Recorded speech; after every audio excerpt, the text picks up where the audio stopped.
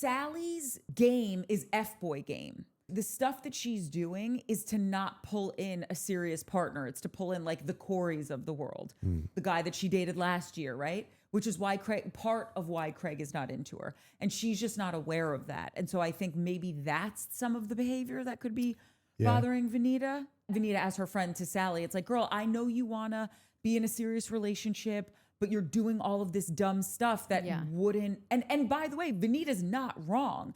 It's just, you could be right and say it in a really crappy way. And I think that's where Venita gets into a lot of not all of her trouble, because she gets into trouble in other ways. But I think she wasn't wrong that Craig was the wrong person for Sally. But the way she went about telling Sally and the I told you so and all of that, that was piss poor behavior, as Bob Abbiati says. Venita and Sally are not people that would be friends normally. I think that they should look at their month, 2-3 month venture and be grateful for the time we spent. But these two women are not alike. They don't have the same values.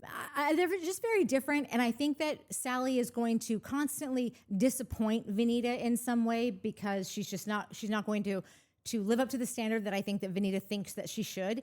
And I think that Venita is always going to be kind of an asshole in a way that Sally is not going to appreciate. Yeah. So I think that they should go, oh, it was such a great summer.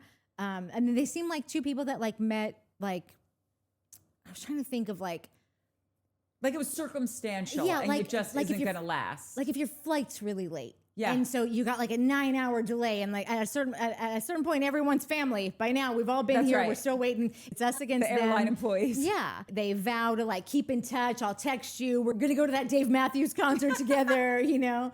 And then you just never hear from them again. I think that the most that they can really hope for is like having a nice working relationship, and that maybe when the show's over, they'll have like that like trauma bond that like we've all, anyone who's worked on shows for like an exorbitant amount of time, like there are people that I've worked on shows with that I would have never in a million years been friends with, like out like in like the real world, in your land. natural habitat. Yeah. But at this point, there are certain people that like I would take a bullet for, that I worked on a show with, that I would never have anything to do with. I just think that they should just either look forward to that day and you know, just bid this relationship adieu, because it's not natural for them to stay close, I don't think. What you might be saying is that they should just have a showmance.